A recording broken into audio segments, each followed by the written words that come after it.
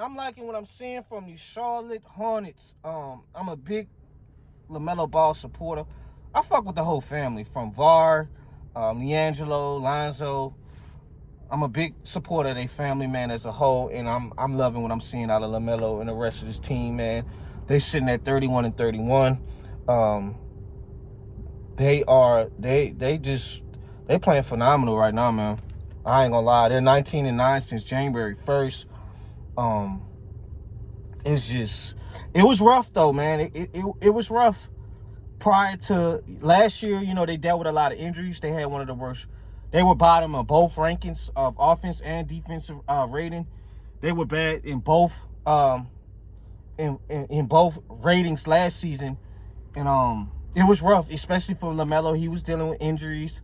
I think Charles Lee benched him last season in one spot of the game. I think it was a Brooklyn Nets game where he had to sit him in the fourth quarter. He wasn't playing well, and even this year, the Hornets started off decent, and then everybody got hurt and injured, and I think Lamelo came back, and once Lamelo came back, I think they lost a few more games, and I think it was one game where they said that Lamelo, after the game, going to the locker room, man, fuck this dude, fuck him, and he was talking about Charles Lee, the head coach, and it was rough, A lot of people, it was whispers that the trade rumors were getting hot. The trade rumors were getting extremely hot about moving Lamelo. They was ready to give up on the Lamelo Ball experiment. And I said I wasn't buying it. You got to let this guy get his stars back, get his brothers back. Because they will always seem this year, like in the beginning, it was always either two of them was injured and then the two other ones was not. Whether I'm talking about Knueppel, Bridges, Lamelo, and Brandon Miller. It always seemed like one was playing and then the other three was out. And it got rough. But I said, let Lamelo get these guys back on the court, and then you can evaluate them. And now look what they're doing. 121 offensive rating. That's one of the best in the league. 16.98 average margin of victory. That's the fourth highest in the NBA of all time. I'm going to repeat that. 16.9 average margin of victory, fourth all time in the NBA. Amazing stats, man. Amazing numbers. They're playing fluid.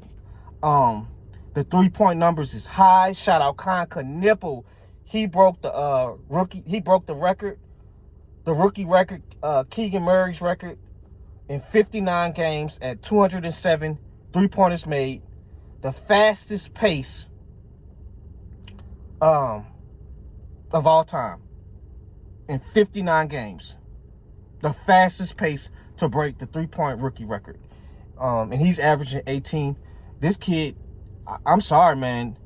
I'm going to make a separate video, but Knueppel, obviously we know what Cooper Flag is doing, where he's scoring 40 points and all of that and being dominant. But, brother, Knueppel, if it ain't, I'm going to tell you like this. If it's up to me, they're going to have to share it. And I know that the NBA is going to want to give it to Cooper Flag simply because, number one pick, popular name, one of the popular names to come out of the draft in the recent years. But what Knueppel is doing, guys, he's damn near on pace for the 50, 40, 90 club at a rookie. And he ain't people comparing at the time, he's just coming out the draft, he's just a spot up. No. He ain't no Luke Kennard or none of that shit. He can create his own shot off the dribble. The kid he's a star, man. It's going to be a very, very tough rookie race. It's possibly that they can go down as two rookies to win this award, man, because they both been equally great and equally important to their team. Brandon Miller, out of the big three, the big four, because I add Bridges in that, and I'm gonna get to Bridges in a second. Brandon Miller, to me, I think he has the ability to be one of the best players in the league because he got the whole total package. He could play the defense. He can get to the cup. He can create off the dribble. He got a good mid-range shot. Got an amazing 3-point shot when he on. You see the comparisons with the Paul George a little bit. Him being his favorite player. I mean, the athleticism is there. He can dunk on you. I mean, he got all phases of the scoring ability. Wherever you want it from, Brandon Miller is gonna give it to you. And then from Miles Bridges. Miles Bridges has been one of the most underrated players in the NBA. And I always liked Miles. I thought Miles to me, Miles, you know who Miles remind me of, guys? He reminds me of a better Josh Smith. He got a better three-point shot than Josh Smith. He has better IQ than Josh Smith. And Josh Smith was solid for the Hawks, but the ability to dunk on people, Bridges, sometimes they used to have Josh Smith run a point forward. Bridges can do the same. Get guys involved. I'm a really fan of Miles Bridges because Miles Bridges is to me, you could put him on any system, he gonna make your team better. He can stretch the floor with the 3-ball. And it's like I'm really liking what I'm seeing from these guys as a whole. And then even Lamelo, his numbers is down this season. But, I mean, he's playing within the system now. Charles Lee got this guy to finally buy in. We don't need you to take 10, 8, 9 threes a game, 7 threes a game. Be the point guard. Take your threes, but take it at a high efficient level. You don't need to take these logo threes, LaMelo. You're playing within the system, and that tells you everything. His numbers is down 19 a game, 7.4 assists, but this is his highest 3-point percentage in 2 years. I think he's low. I think he's at 37 or 38. I can't remember on the top of my head. I mean, that's really, really good for your 3-point percentage. You want your 3-point percentage to be a little bit higher than like 35, 36, a little bit higher than those two numbers. And he's playing well, man. I'm liking what I'm seeing out of LaMelo. He's playing that role. When he plays, the team just gels. When he's off the court, you can see they take a little small step back.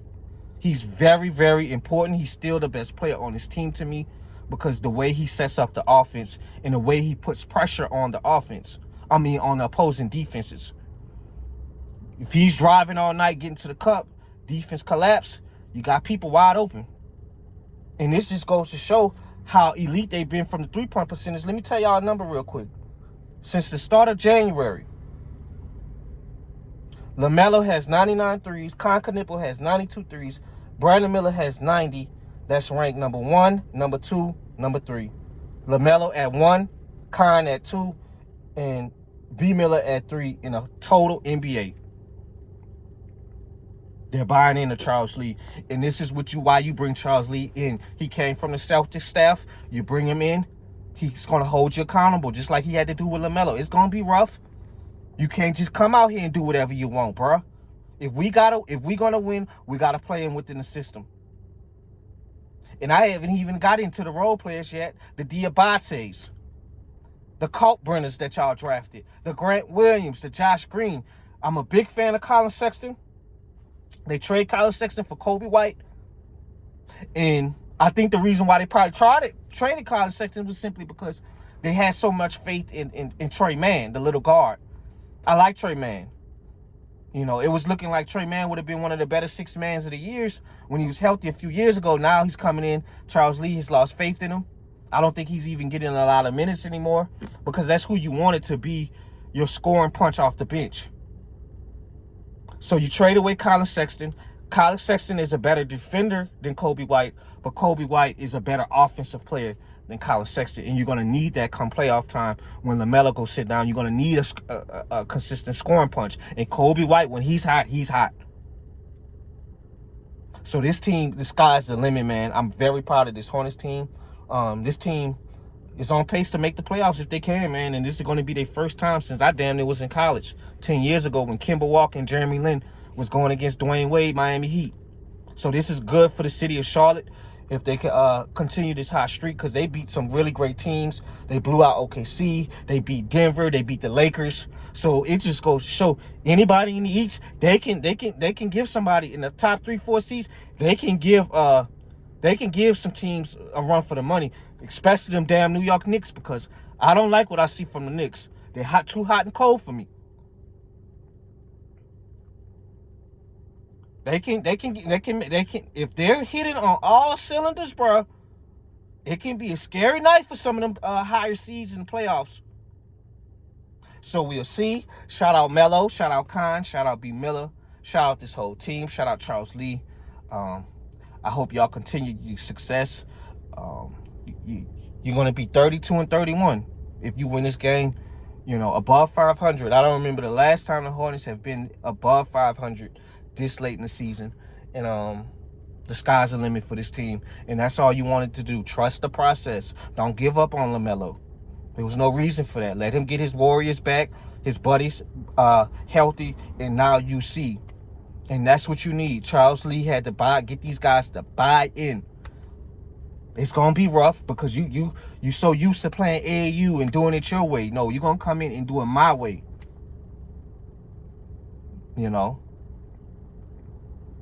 So I'm proud of the Hornets, man. We'll see how they're gonna close the rest of the season out. I'm out, guys.